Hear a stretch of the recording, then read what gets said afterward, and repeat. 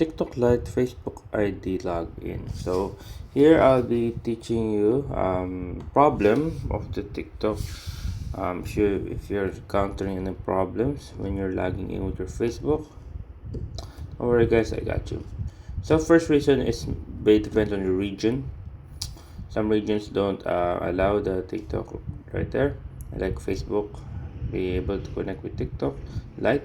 But second, here's a quick fix. If you think it's not about your region, you just clear the cache. Click on the three dots in the top right corner, then click on settings and privacy. Go down, free up space, all data, and clear. Or you can go to your settings. Or go to settings, click on apps, TikTok Lite,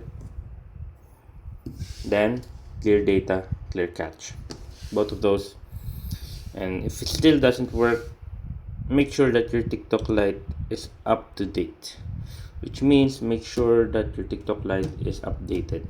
You want to update it, go to Play Store, App Store, type in TikTok Lite, then just press on update. Some versions don't have the availability to connect with your Facebook. But yeah, that's about it.